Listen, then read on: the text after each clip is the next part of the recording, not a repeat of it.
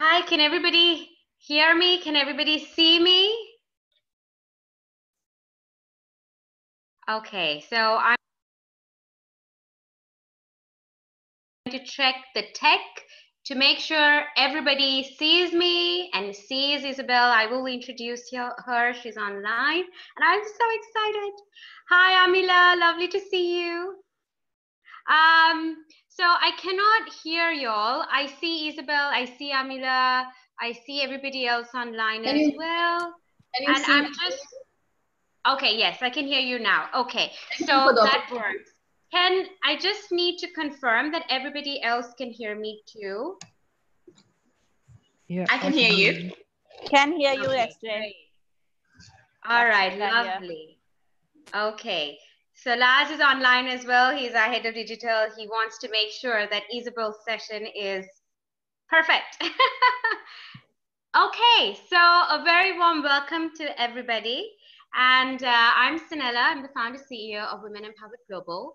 And I'm very excited for today's forum because we're doing a very special segment with a passionate lady. And she's already come online. She's one Isabelle Gelle. She's an amazing entrepreneur and she loves women empowerment and her heart is in Africa. And she does a lot of work for women around the world.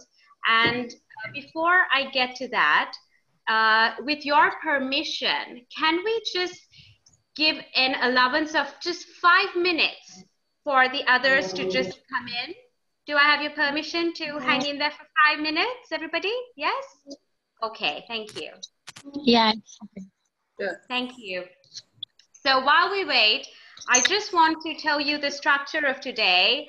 I will be introducing our speaker, our spotlight speaker for today.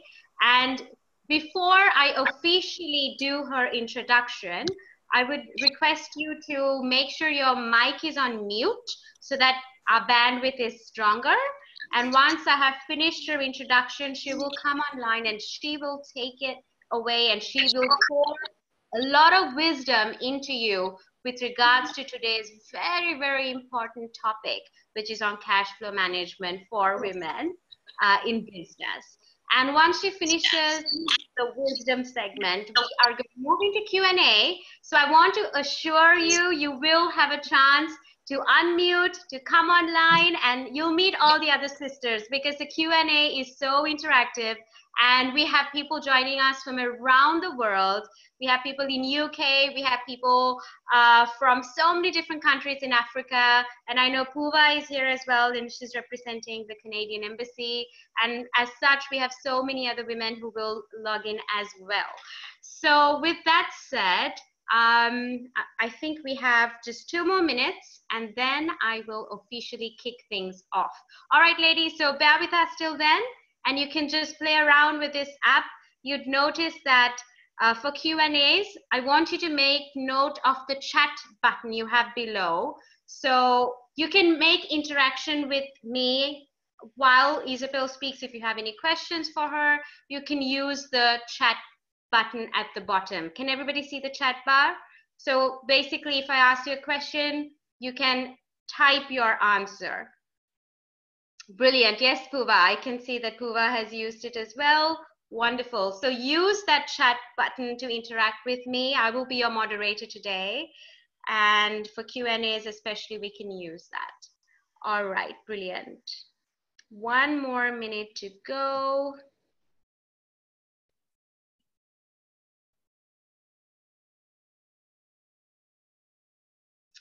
All right, I would like to request everybody to mute your mic. And the camera is not required. I think if we can all go off camera and just have Isabelle on cam, I will be closing my camera as well so that it will be Isabelle and that will support the bandwidth. Hi, Jainaba. I can see people are still logging in. All right. Okay.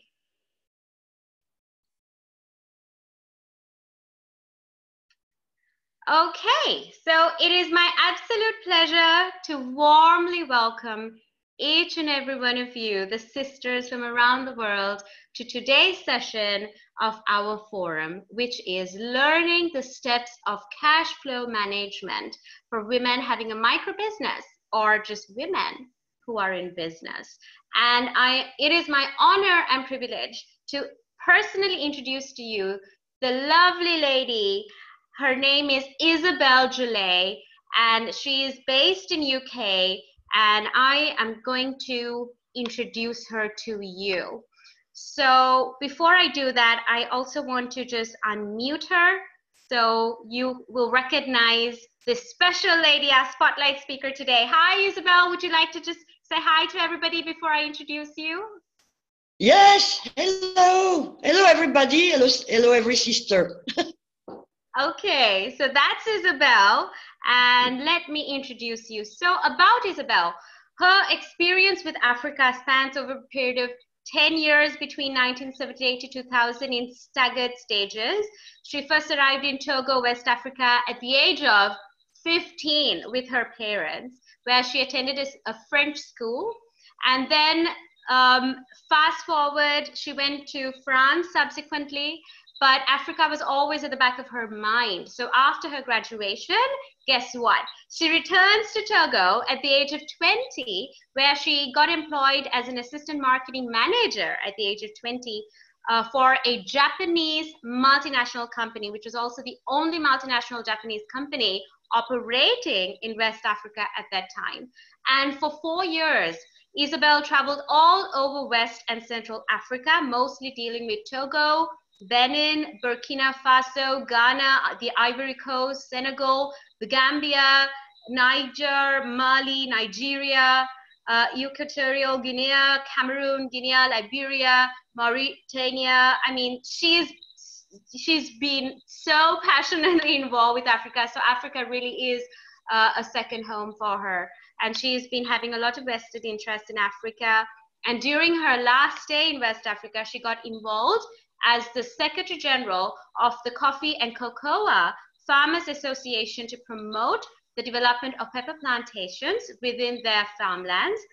And she negotiated a grant of 5,000 euros to help farmers with this project, particularly for cleaning of the soils and purchases of pepper plants.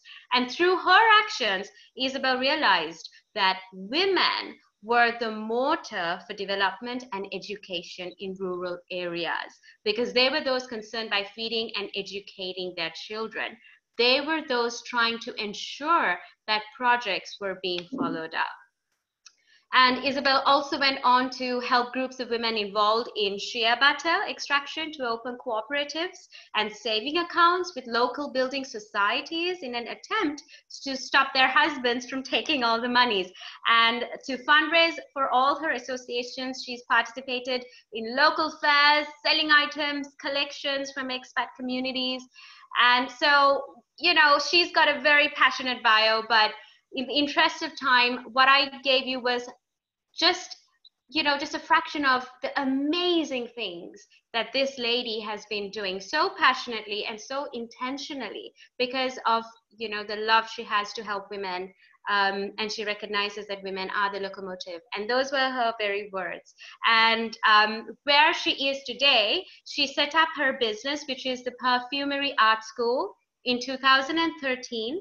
And the mission was to promote homegrown perfumers, where local people would use local plants and raw materials to create local perfumes related to culture of their own country.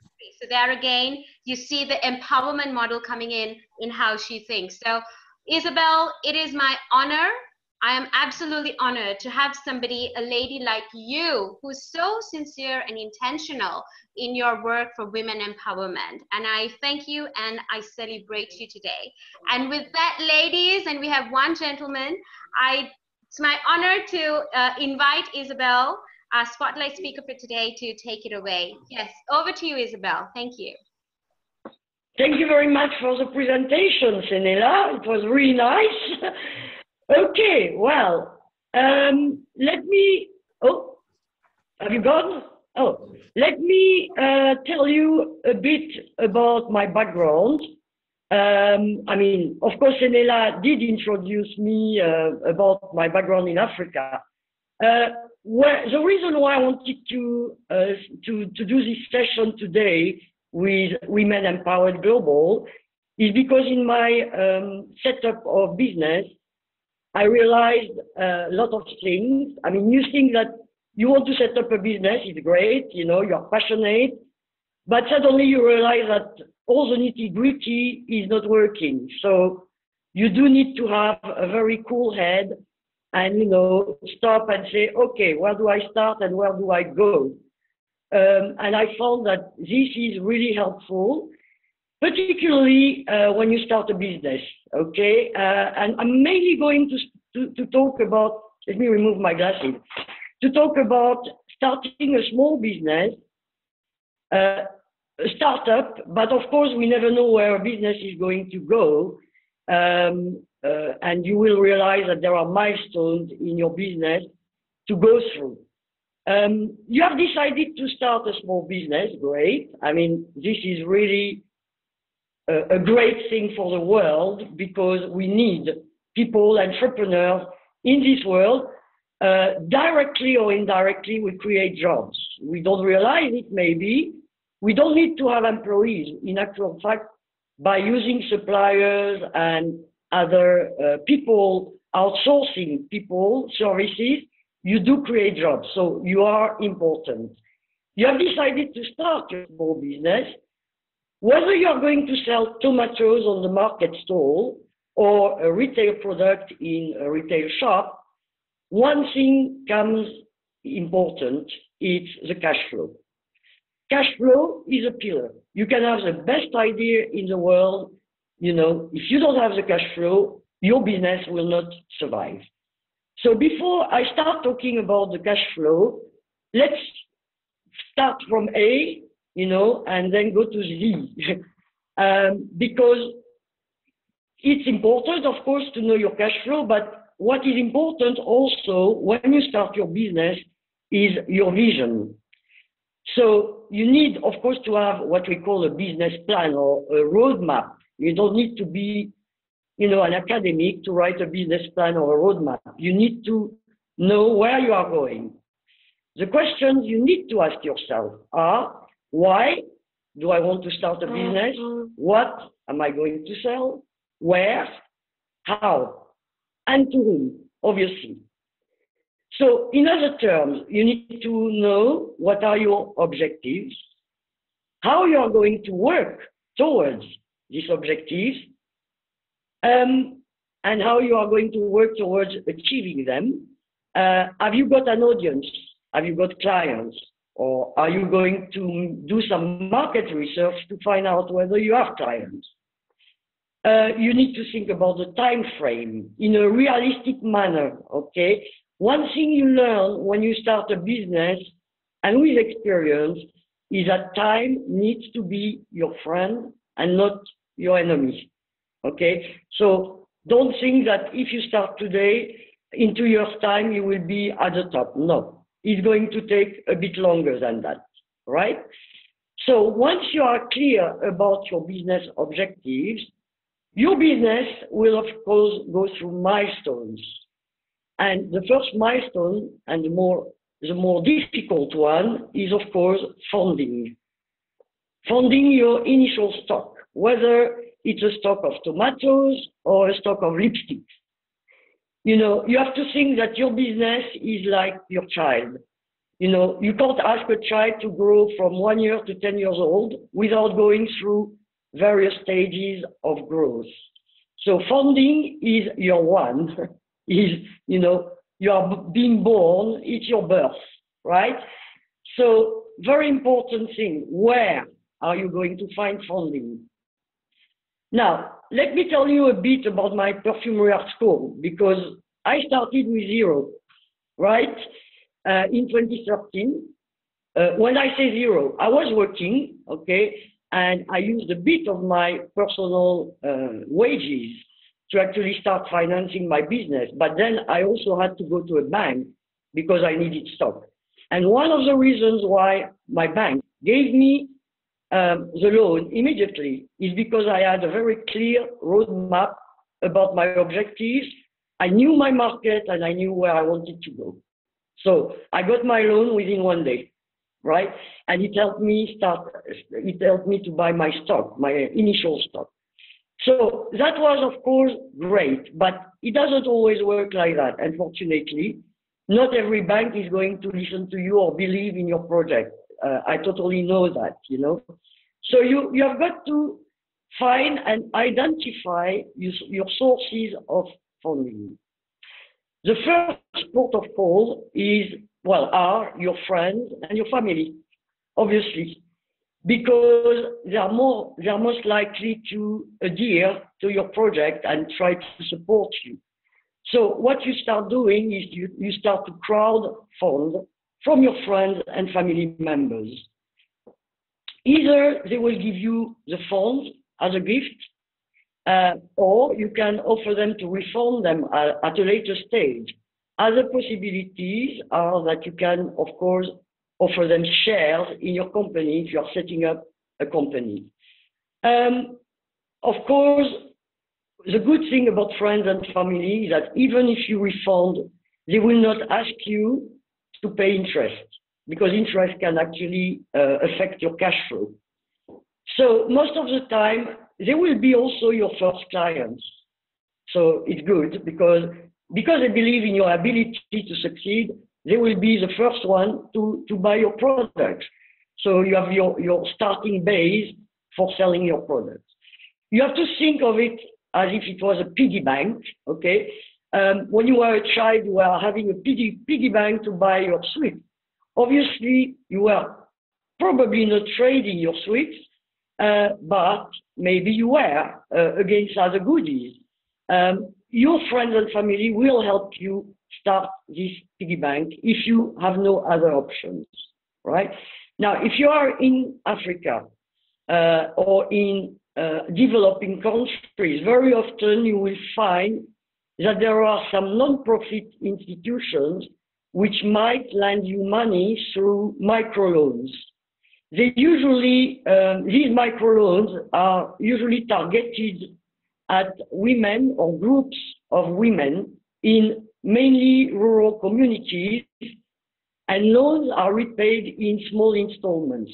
So that can be very helpful, and normally in Africa and other developing countries, and even in Europe or Western countries, you can find such institutions to help you start, okay? It's not big, but you know, it's a start.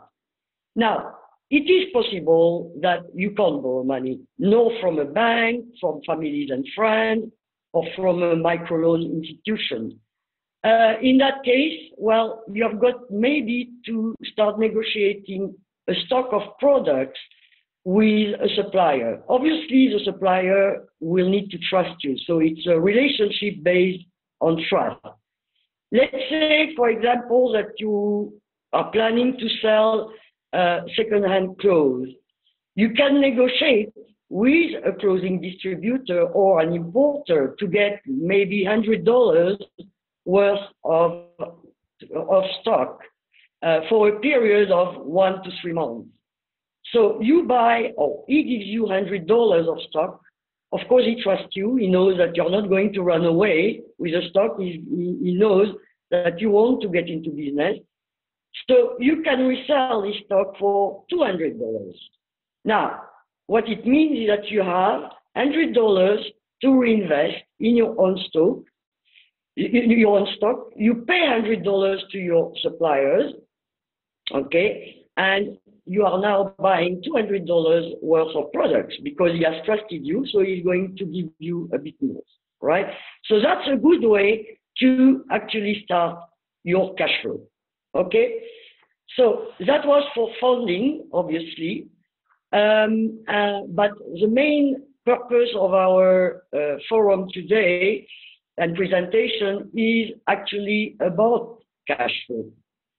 Cash flow, you know, we think that, well, it's easy, but in fact, it's not.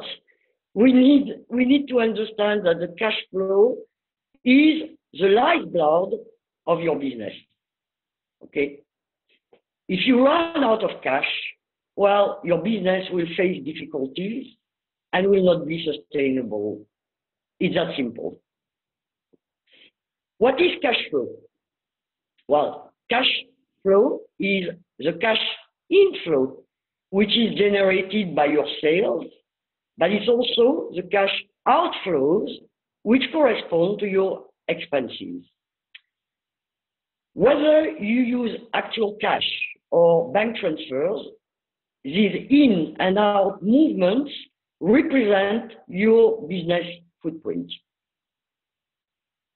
Your uncle might have given you $1,000 lump sum to start with. This is great, but this is not cash flow. This is capital investment in cash. It's different to cash flow. This lump sum will run out quickly because of your startup costs. Now, to understand cash flow, you need to understand the difference between turnover and profit. Turnover is the amount of sales that you have generated. Okay, so if we refer back to our example of buying and reselling clothes, you have purchased, let's say, for $100 worth of clothes that you resell at, let's say, $250. Now, the turnover between the two is $150. Okay, so $100 purchase, $250 resell. Your turnover is $350. Okay. Now, it would be easy to spend these $350, but you need to remember that you have to pay your supplier for his stock, and you also have running costs. Running costs are transport to the place of sales, telephone, electricity, water costs, rental costs. Okay? Let's assume that your fixed expenses are $350. These are fixed costs. In total, between what your supplier and between what you owe your supplier and your running cost, you need about $450. So let's start again. You have purchased for $150 worth of clothes. You resell them at $450. Okay, so your turnover is $450. Okay. Now, if you spend all this money, you are going to run out of cash. Okay, so you might have lost $50 between your running cost and your stock payments. Okay, so that means something is wrong with your planning, and you are now faced with a cash flow issue. Your sales price does not reflect your business expenses, so you need to review your sales price. Okay, so let me show you the milestone to cash flow so that you understand on black on white. Okay, the best way to plan your cash flow is to forecast correctly. Okay, the cash flow is linked to your sales targets. How many products do you need to sell each month, and at what price, in order to be able to pay your running cost on a monthly basis? Okay. In order to set up the appropriate sales target, you need to calculate your running expenses and calculate the break-even ratio. So it works like this. Okay. Let's say that your product price is $10. That's the price you are going to sell at, $10. Okay? Your running costs, what we call fixed costs, are $350. And your variable cost, which is the price of your unit, cost per unit, is $5. Okay? So, you have assessed here that you are going to sell at $10. Okay? Now, we need to find out whether with that we are going to recover our cost, the fixed cost, without making any profit. Okay?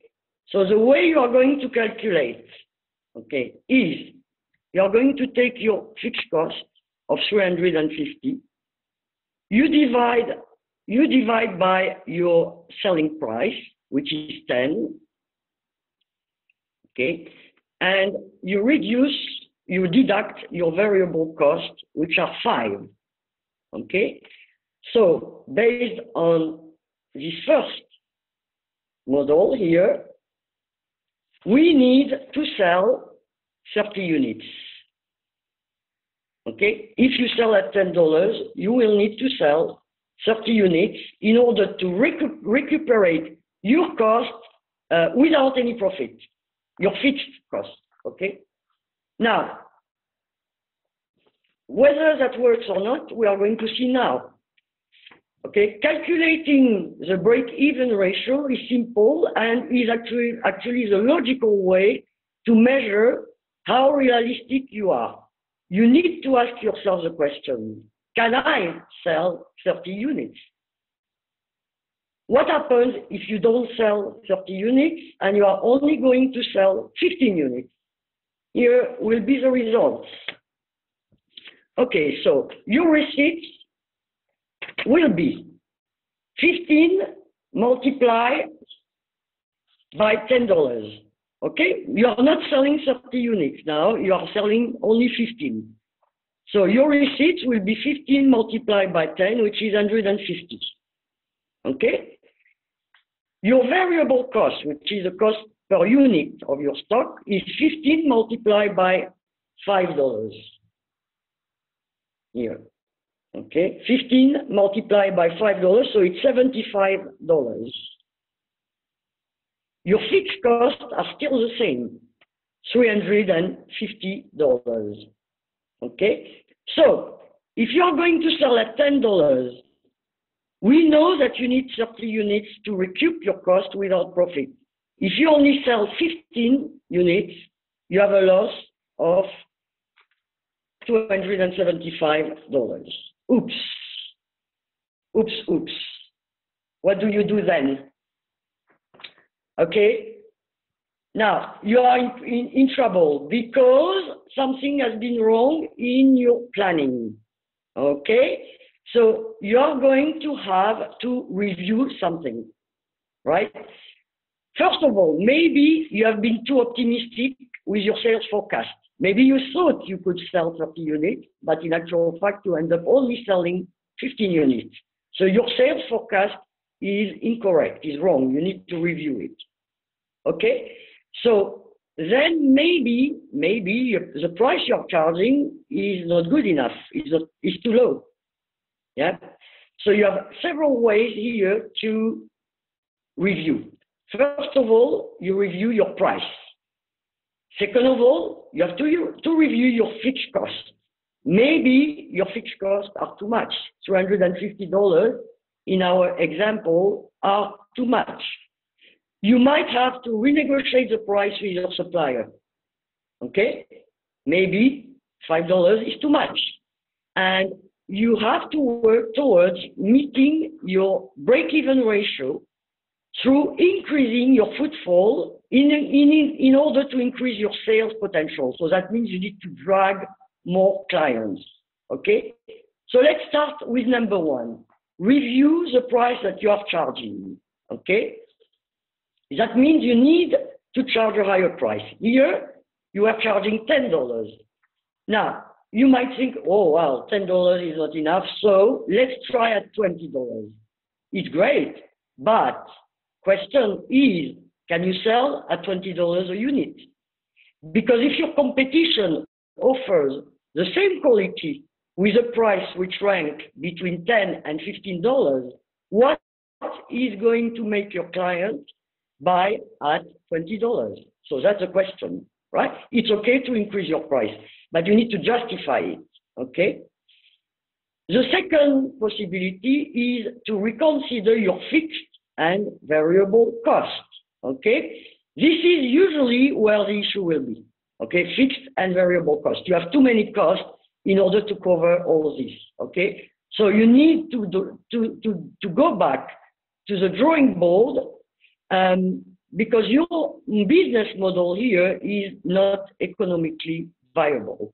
Okay, so that's what you need to do. Go back to your roadmap. Okay, so either your fixed cost or your variable cost per unit are too high. So let's assume that you manage to reduce your cost, your fixed cost down to $250, and you are going now to sell at $20 per unit. Okay? So here is what happens. Okay, so we have the receipts are still 15 units, but this time at $20. Okay, so your receipts are actually $300 here. Okay. Now, variable costs, they are still $5. Okay, multiplied by 15, 75. So the variable costs here have not changed. I hope you all see the paper here. Fixed cost, we have reduced them by 100. So there are 250. So you might have reduced on something. I don't know, maybe your electricity cost, your transport charges, something has got to be reduced. So you have managed to reduce them at $250. Okay? But if you look at it by doing and reviewing your roadmap this way, you still have a loss of $25 here. Okay? So again, you need to go back to the drawing board. Okay? And what is the last option here? Well, is to renegotiate your price with your supplier. Your supplier charges you too much per unit. Okay? He needs to believe that you are able to sell more units in the medium to long term. Okay? So you need to have this trust relationship with your supplier. So either he's going to give you a lower price or you are going to need to change your supplier. Okay? So let's say now that your supplier accepts that your unit, your cost per unit is going to be $3 instead of $5. Okay? So we still are basing ourselves on the fact that you had planned to sell 30 units, but you only actually sell 15 units. Okay? So you still have 15 units of receipts sold at $20. So it's 300. Okay, here, 300. Then variable cost, well, they are still they have gone down to $45 because you have renegotiated the price per unit from $5 to $3. Okay, so now your variable cost or cost per unit have gone down to $45. Your fixed cost, you have reduced them previously, you remember, from 350 to 250. So they are still 250. And now, by doing that, with 15 units only, you have a profit of $5. Okay? So it's a bit of a gymnastic, and it shows you that you need to visualize exactly how you are going to go about your business in order to be able to manage your cash flow. The break-even calculation that I've just showed you, and Senela and I have said that we will send you this presentation black on white, okay, is the best and most logical way for you to calculate your cash flow forecast and know where you are going, okay? If you don't do that, because it's easy to say, oh, I'm going to sell at $20, but do you know you are going to be able to sell at $20? Yeah, maybe you think you can, but have you tested the market to find out whether you can actually sell at $20?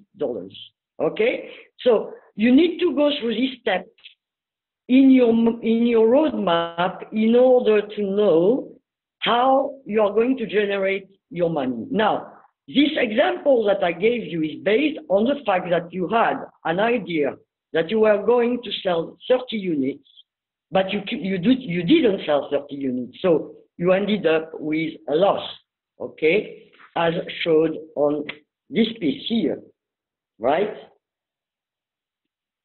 Now, we have decided that because you couldn't sell 30 units, we have decided that we would need to recalculate everything based on the fact that you had only sold 15 units, okay? So now, this was basically my summary of how to manage your cash flow in a very simple way without being too academic about it and with concrete examples. And now I'm ready to listen to all your questions and answer to you. I realize that I messed up a bit with the first figures, but don't worry, you will receive the presentation and it will be very clear. And I tell you one thing, if you do that, your cash flow never becomes an issue, okay? You can review your roadmap midway, okay? And because you become more and more known, so you can review a lot of things. Whenever you want to increase your price, your sales price, you need to justify it. You know, you can't suddenly decide, oh, I'm going to increase my sales price without any justification. So the justification can be that maybe you have improved the product packaging, maybe you have a better quality, you know, so that you can compete with your other competitors. Okay, so I'm listening to your questions now. I think it's in the chat, Senela. I mean, I'm not, let me see, yes, because Isabelle. I see there are plenty of, yeah. Thank you so much. So I am going to now step in to moderate the Q&A. So yes, okay. All our participants today who are online right now for the live workshop, what we are going to do is I would like you to put your video on, but please have your mic on mute. And what I will do is, let me just make my camera spotlight speaker as well. 1 second, please. Yes, here we go. But do have your mic on mute, and you can just indicate to me on the chat that you have a question, and then I will unmute you. So that way, it is very clear. Your volume is going to be very clear and uninterrupted. Is that all right? Does that make sense? Okay. So can Isabelle and I request everybody to have your camera switched on, please? You can go ahead and start your camera so that Isabelle will also see you. I can see Ruth, I can see Kumba, and Fatau, hi. Jainaba, hi, lovely to have you ladies. Lakshi, Elizabeth, Amila, Samabe. I'm just going to request you all to, feel free to have your video on. Patty, Abby, Puva, Lars, feel free to as well. Okay, so now that we have the cameras on, what you can do is you can indicate to me. This is a very, very interactive Q&A, so don't feel held back, because end of the day, it's the sisterhood. You have this golden opportunity. Isabelle is doing this live workshop just for you with us at Women Empowered to come and answer your questions. So please just indicate to me on the chat bar that you have a question, and then I will unmute you. So think about it. I want you to think about, I have captured a few points from what she said. I've minuted it for you on the chat bar as well. And like she said, we will be sending you the presentation. Any questions? I'm opening the floor for questions. Yes.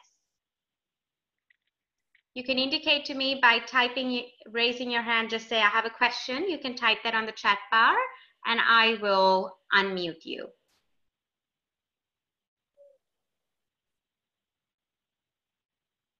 I can see Ruth is thinking which question to ask first. I love the questions Ruth has. Yes, anyone? Come on, sisters. Any questions? Amila, I know you're pondering. Yes, you have a question? Okay, let me unmute you. Yes, Samila, you are unmuted. Hi, Isabelle. Thank you very much for that. Actually, I don't have any questions because she explained it very clearly and very simply. So I think I'm pretty much okay with it. Thank you very much for that. Okay. All right. Well, I'm glad that it was simple. It wasn't too complicated. Anyone else?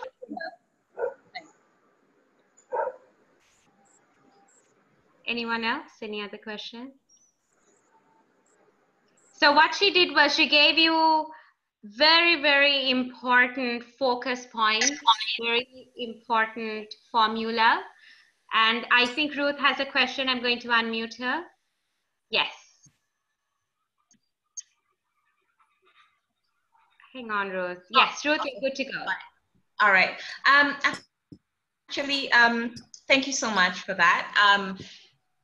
Just my big question is more on motivation to stay in the same business, even when your cash flow when you're not getting the profits that you're getting at the beginning. So, for instance, I do couture one-of-a-kind dresses and so on, right? Okay. And sometimes you don't sell. Well, I haven't quite reached it, but I know sometimes that you barely just make a sale. That's because I'm not marketing at the moment very hard. But how do you stay? How long can you stay in that spot? As in, how before you move forward? Especially when it's a niche, when it's such a one-of-a-kind experience. Yes, I mean, I am in the niche business myself, okay? So I totally relate to what you are saying. And of course you have the passion, and so you don't really want to leave what you are doing, which is totally understandable. But you answered your own question. You said I didn't do marketing. Okay? Which means that you need to now probably put aside what you are doing for a little while in order to reassess your market, okay? And try to put yourself forward, because I imagine that you have competition doing the same, right? So you need to figure out how you are going to be seen compared with your competition, okay? So question is, do you use social media? How do you promote yourself at the moment, okay? Sorry. All right. So the main reason at the moment I've slowed down marketing is because I was getting a bit discouraged in terms of keeping up with the business, you know, especially because it's an online business. So that's the reason I've slowed down the marketing. But before that, it was, yes, you make sales, but sometimes I work during the day to make money to start the business, and then I started it, and then so I market myself mostly online, through social media, through multiple channels that connect into one, through other people who either have seen the brand or have something from the brand and so on. So I'm trying to use as many channels as possible, especially cross-channel marketing online, where you have a blog about traveling that links to your clothing brand, you know, and so on. So that's what I've been doing. But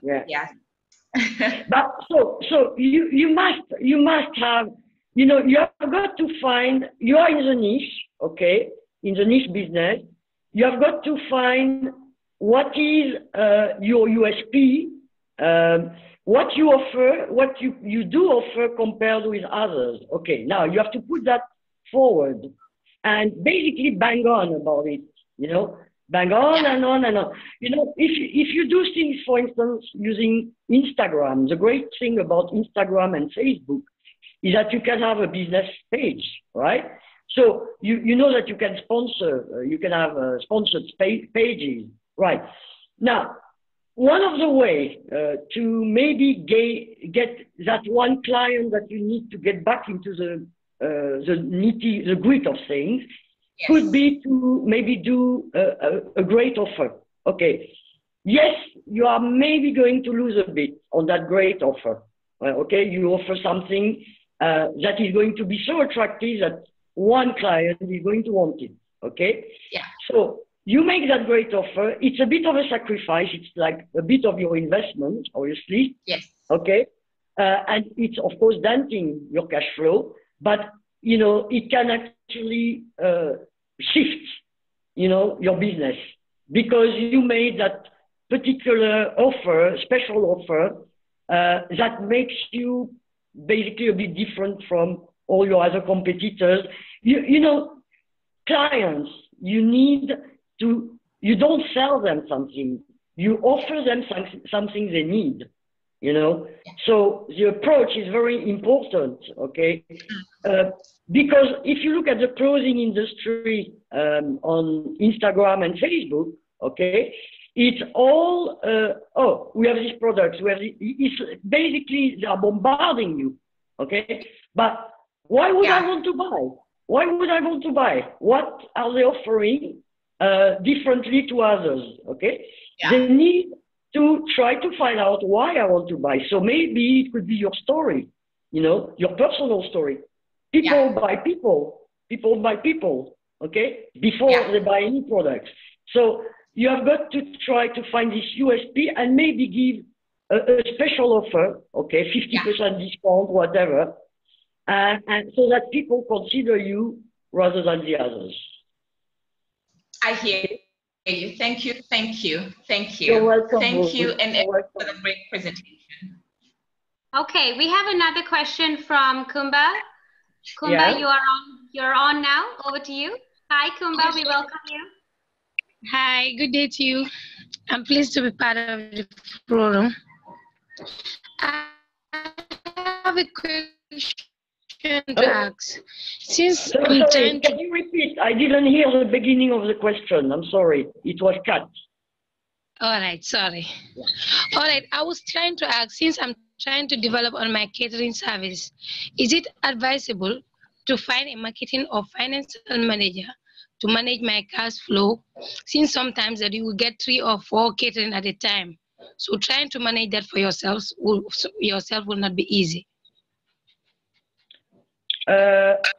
Okay, I mean, I'm sorry, but it was a bit cut.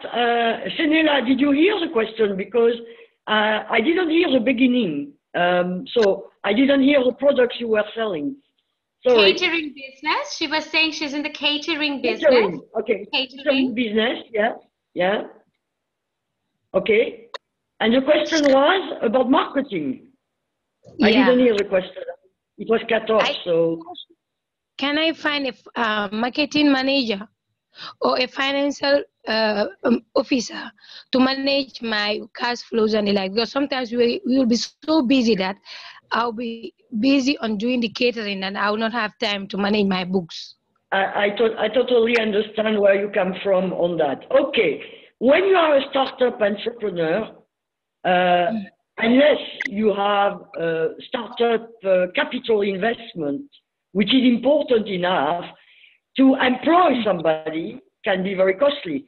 Because bear in mind that most of the time, as a startup or a new entrepreneur or recent one, you don't even pay yourself a wage, okay? So the question is, why would I pay someone, to do it? But on the other hand, it makes sense to find someone who is going to help you do the bit that you can do because you're so busy running your business, the nitty-gritty of your business, right?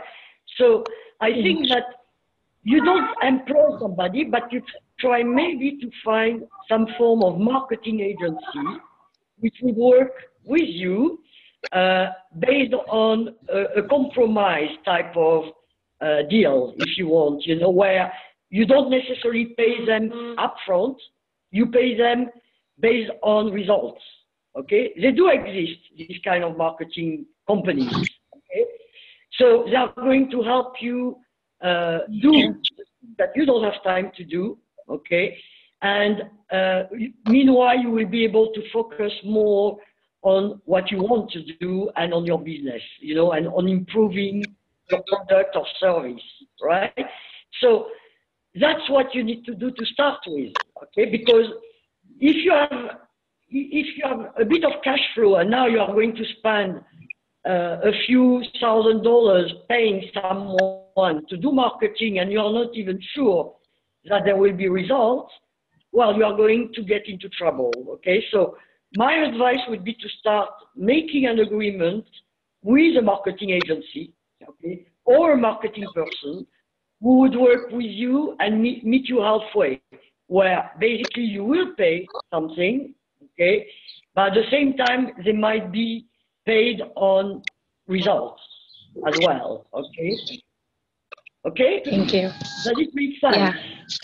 Does it make sense? Yeah, So we have another question from Amila, yeah. and at this point, what I'm going to do is I'm going to, Isabelle, I'm going to open the screens for everybody to see. So then, just 1 second. So then everybody can see who's online. We have 20 ladies with us. Can you see each other, everyone? It's lovely, the energy in the room. Everybody connecting. So I'm going to unmute Amila. Amila, are you ready? Okay, over to you. Unmute you. Okay, Amila. Yes. Okay. What I want to know is, usually when it's a startup company, I'm into travel and tourism, which I do inbound and outbound. When you start up, would your strategy be to make profit? How long should you give? Probably about 6 months, maybe. I don't know. Is what I was thinking. How long should you give before you actually lock in the customer to start pulling over a profit? Yeah, the profit, well, of course, it depends on the business, you know. Some business start up and they make profit quickly, but to be honest, I think, you know, for about 2 years, you know, you have got to break even, okay? Now, that doesn't mean that when you make your roadmap or your business plan, that doesn't mean that you don't plan profit. Of course, you do need to plan profit, because it's the purpose of the business is planning profits, okay? Because these profits will need to be reinvested. So even if you make profit, they usually will stay in the business for a while, okay? It's only after a few years that you start being able to save or put some of the profit aside and take maybe dividends, okay? Now, yeah, we start the business thinking, oh, I have a good business idea. I have a great business plan. I have probably good, you know, I'm probably going to generate clients and I will make profit within 6 months. Well, what you don't plan usually in your roadmap is the unexpected costs, okay? So the way I do it is, for instance, if I say, oh, my expenses are going to be $10,000, in fact, what I do is that I increase them by 30%, okay? So I don't say my expenses are going to be $10,000. My expenses are actually going to be $13,000. Now, okay. They might not be, but I have planned $3,000 for the unexpected costs. And you have a lot when you start up a business, okay? Because even if you have a great vision and you know your market, you know your clients, you always forget something. There is always something you have missed, okay? Maybe you had planned that your product will cost $100 to buy, and it turns out that, yes, when you did your market research or your business plan, it was $100. But since then, inflation has come on the top of it. So now your product is $110. So that has put off your business plan completely, okay? So never be too optimistic, you know. Never be too pessimistic. No, I mean, it's not good to be, but always have basically a plan A and a plan B, a scenario A and a scenario B. When I make my cash flow forecast, I always have the positive one, the very optimistic one, okay, which is the one I want to work towards to, okay? And the other one is the more pessimistic one, the one that in case things don't work out, can I still sustain my business, okay? So I think if you do that, then you have more chance not to be disappointed. But also one thing based on your question is that time is your friend. Okay? So even though it doesn't work now, by reviewing a few things, just rejigging a few things and reviewing a few points in your business plan, maybe your profit is actually going to increase. But what you have to bear in mind, Amila, when turnover increases and when profit increases, expenses increase. Everything goes together, okay? Unfortunately, I mean, you wish it wasn't, but you have more investment, you have more expenses, you have more stock to buy, okay? My business has increased a lot in the last 18 months, and I thought, wow, that's good. But what I see is that my costs, variable costs, increase as well. So all in all, you know, it doesn't mean that my profit is going to be bigger, okay? My profit might still be more or less the same, okay? What I have is that I have more turnover.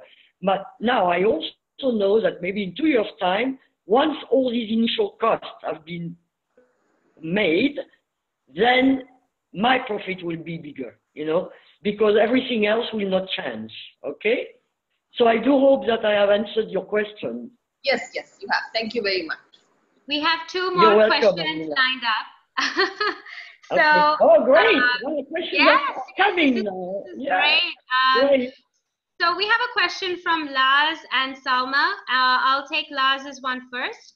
So in a time that everybody is decreasing their prices to become noticeable, like competitors, direct competitors, how could one still keep the same price or even higher and still keep the market position instead of losing visibility by decreasing the price? Like the pressure of competitive pricing and, you know, them trying to beat us on price. What is your advice to them on that? we are in a very competitive world. That's obvious. On the one hand, we have the great opportunity to sell to the world through social medias, okay? On the other hand, because of these social media possibilities and opportunities, we are drowning in the middle of many competitors. So the question is, how do you make yourself outstanding? Which is the most difficult, okay? Now, let me reply first to the pricing issue. Okay, why would I increase my price when the competitors are actually decreasing their prices, okay? Well, there are multiple answers to this question. The first one is, of course, you need to figure out where you stand within your trade, okay? Where your competitors stand, where do you stand within your trade? Are you in the niche business or are you in the more mass market business? Okay. If you are in a niche business, it is easier to increase your price because you can always bring something new which nobody else has, and in that case you can justify increasing your price, okay? If you are in the mass market business, it's a bit more complicated, okay? Because yes, we are in an instant gratification society, okay? People say, oh, I can have the same product for, you know, one sells it at $10 and the other one sells it at $5. Well, I'm going to buy at $5. Oh, right, of course. But what we know is that when you buy at $5, it doesn't mean you have the quality, okay? So if your product has the quality, or you can prove to your client that your product is quality, not only quality of product itself, but quality maybe of your service, your customer service, the sales, the after-sales service that you can provide to your customers. All this can justify increasing the price, okay? But to do so, you need to be confident. You must not feel fearful about increasing your price, but you need to justify it, okay? So you need to have the confidence that, yes, my product is good enough, my service and my after-sales service is good enough to actually increase the price, even if it's by $1 or $2, okay? You can't be frightened about it, okay? And you can't either increase your price overnight. You need to plan it ahead, and you need to make your clients understand why you are going to increase your price and when, okay? Because if you increase your price suddenly, your client won't understand and they might leave, okay? So it's all about planning. Everything needs to be planned and everything needs to be notified in advance, okay? I give you an example about my company. It took me 3 years to decide to increase my course prices, okay? I was afraid that if I increase my course prices, nobody would join anymore, okay? So what I did is that eventually I said, no, I'm going to have two new course offerings. One will be a certificate, the other one will be a diploma, because I'm putting so much work into it, okay? I need to, you know, see some return on what I've done in terms of work. So I thought, also, by increasing my price, which I justified by bringing in a diploma in my offerings, I thought, oh, I'm going to have less students, but it's okay, because I have increased my price and therefore I can manage my students throughout the year better, okay? Well, that backfired on me, okay? Because in fact, I didn't get a slowdown in enrollments. In fact, I got an increase in enrollments. What happens is that if people want your product badly enough, because you have put it in a way that they want it, then they will find the money, okay?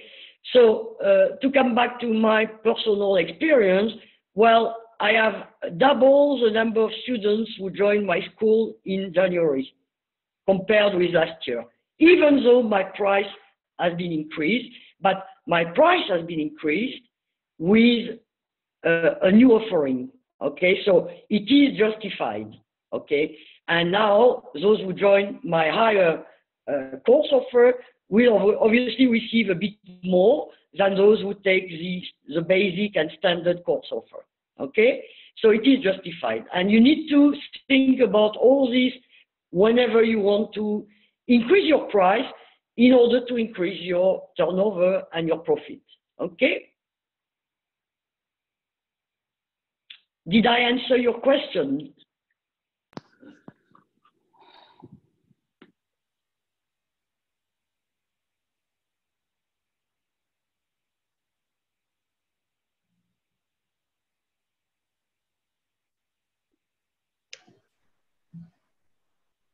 Hello, Senela.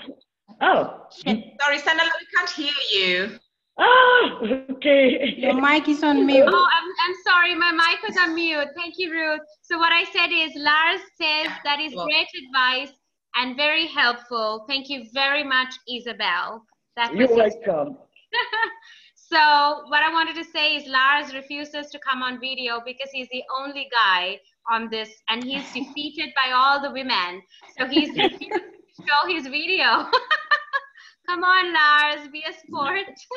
So I have two questions in the pipeline. Salma has asked a very good question as well, and that's going to take a little bit of time. Salma, your question is something that I'd really like to spend time on. So before Isabelle comes to that question, can I please speak on Nadeh Fatau Jabang's question?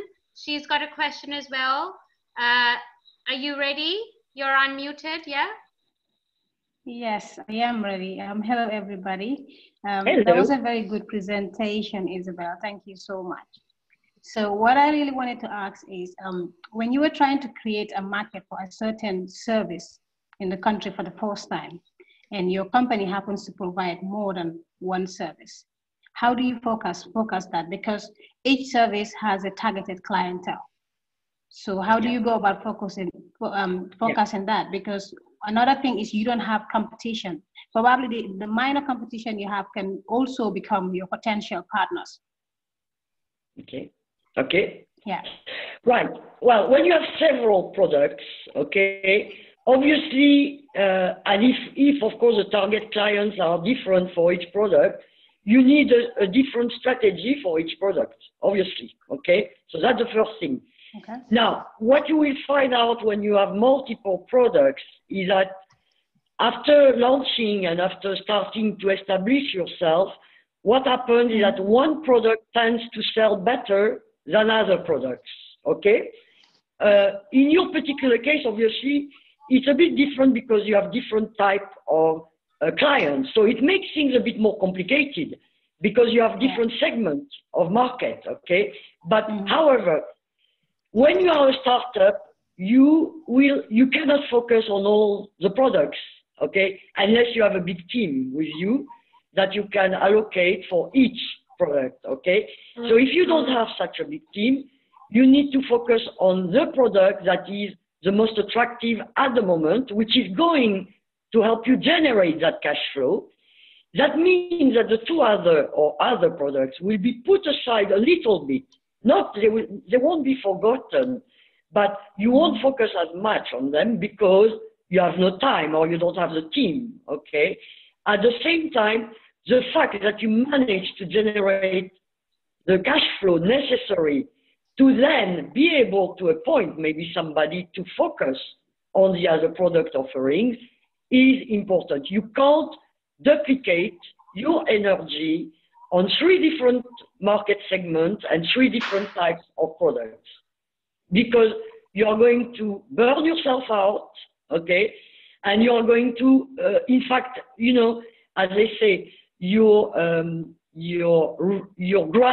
reach extend your grasp, okay? You can't do that.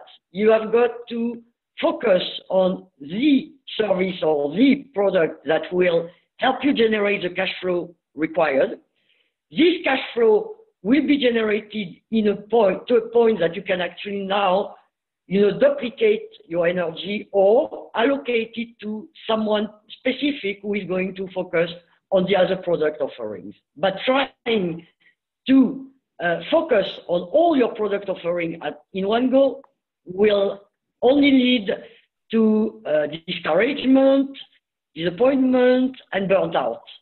Okay, I assume you work hard enough already. I mean, when you are an entrepreneur, you don't have weekends. I mean, you know, you basically work 7 days a week, right? Focus, you know, focus is the key. Focus on the product that you think is going to help you, okay? Once this product is working, it will basically run by itself. All you will need is maybe, you know, someone to manage or whatever. Then you can focus on the others. But don't focus on all of them in one go, okay? Does it reply to your question? Yes, it does. Thank you so much. You're Thank welcome. you. And we have another very good question from Salma. Salma, what she says is, thanks for the presentation, Isabelle. Could you share a few tips on forecasting and how is it different from prediction? I think that was a really good one. That's a very good question, actually. Okay. Yeah, prediction is basically you are the dreamer, okay? You are the dreamer, and you dream that it's going to work, so you predict, okay? You are a bit of a medium, right? Forecast is black and white, okay? Forecast is your roadmap, okay? Now, you need to know that your forecast can change. Your cash flow forecast can change midway. You might have planned that after 1 year you will have sold 1,000 products, but midway you realize that no, that's not working, so I need to review, okay? And when you review your forecast. So prediction is more empirical, okay? Forecast is practical. That's the difference in my view. Okay? You're absolutely right, Isabelle, because you know, forecasting is based on, it's mostly based on your data, your analytics, whatever market insight and foresight. It's not just the foresight which is ahead, but also the insight, and very importantly, looking at your data in the hindsight and seeing how you come so far and what is the formula that has worked for you. So yeah, you're absolutely right. I agree with you on that. So really look for your numbers. So thanks. So Salma says, Isabelle, do you have a few tips for foresight? She wants to know whether you have any tips on forecasting. Okay. What would be some good tips? I mean, tips on forecasting. You need to know your market. You need to know. I mean, I'm going back to the first part of my presentation, which was about vision. Okay. If, for instance, when I did my school, when I started my perfumery art school 6 years ago, my vision was very clear. I knew my market correctly. I knew at the time that there was nobody else doing it, okay? So I jumped into this opportunity because I knew that nobody else was doing it at the time, okay? So your vision is important for your forecast. Now, there is a difference between forecasting. You need to be realistic in your forecast, okay? As I say again, you have to have the scenario which is optimistic, okay? The one you are working towards, that's the optimistic scenario. And you have to have the scenario which is pessimistic, which is, oh, what happens if that scenario takes place? What am I going to do? What are my boys? You know, what are the things that I can do in order to overcome the case when my scenario doesn't work the way I want, okay? So the tips is be realistic, okay? Don't, I meet many entrepreneurs who tell me, oh, I'm going to do this, but, you know, and my clients are going to love it, okay? Are you still there? Yeah. My clients are going to love it. Yeah, that's what you think. Did you test? Did you validate what you are saying? Okay. You know, don't hide behind a screen and thinking, oh yeah, my product is great. My clients are going to buy it. No problem. No, you have to know to validate what you are saying. Okay. So be realistic and validate your vision. Okay. But honestly, your clear vision and your knowledge of your market and your competitors is important, okay?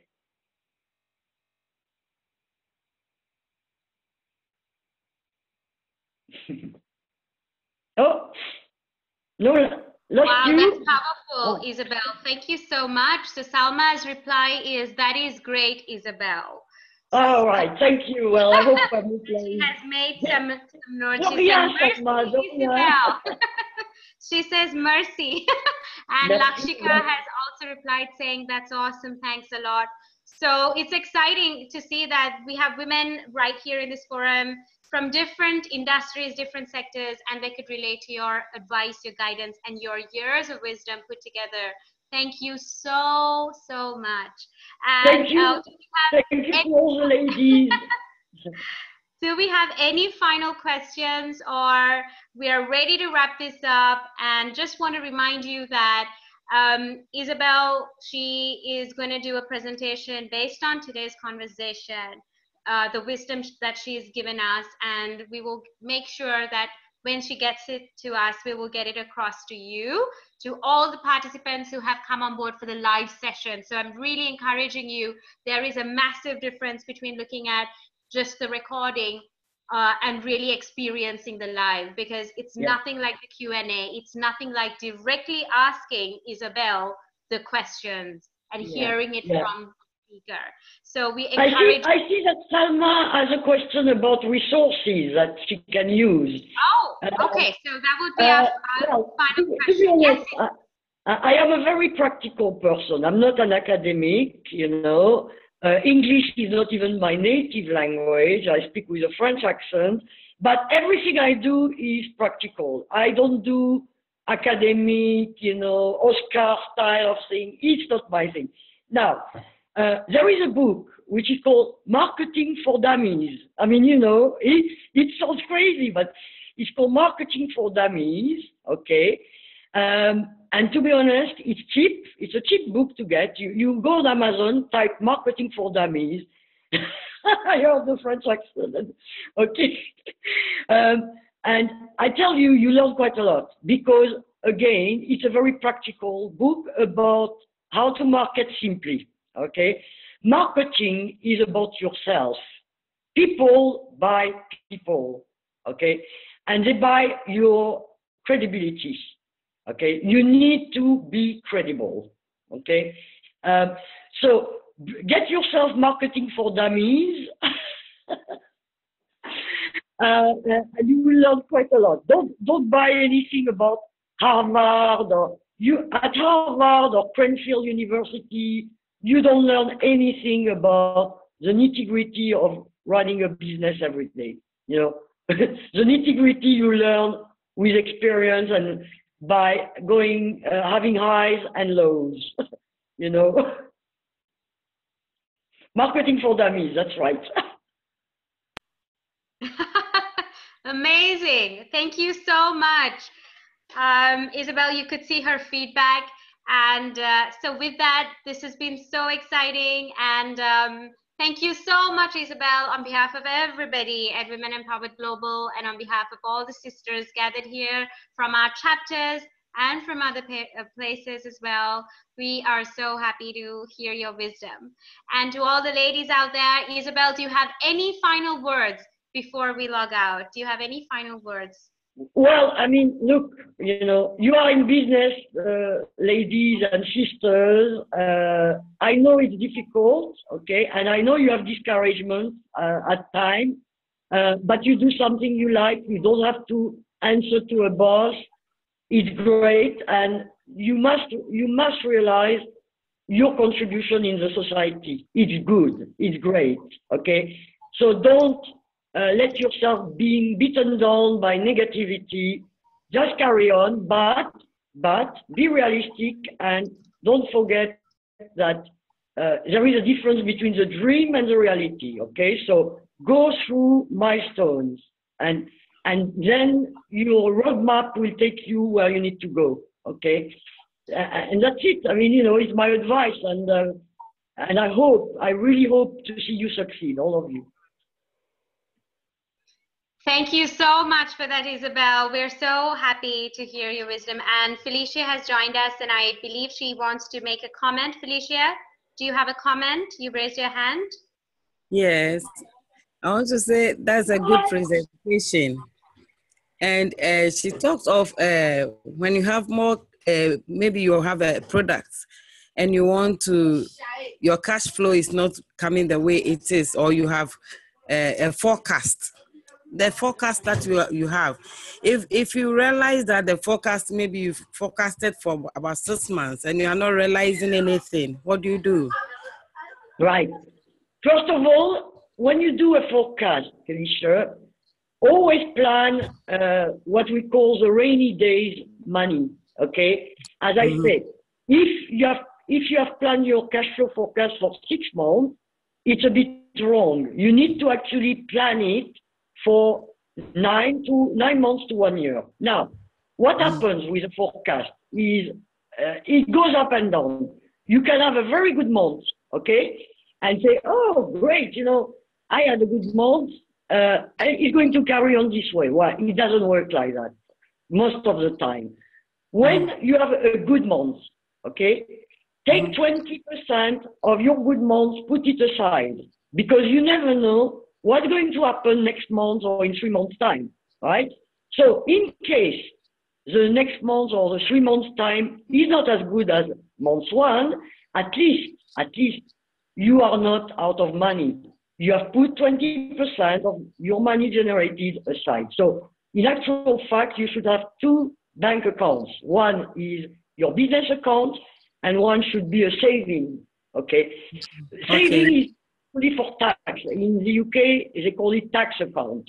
But, you know, sometimes you can have quite a lot of money on your tax account and you are not going to end up paying this amount of tax, okay? But what I do is when I have a good month, I take 20% of that good month and I put it in my tax account, which is basically my company saving account.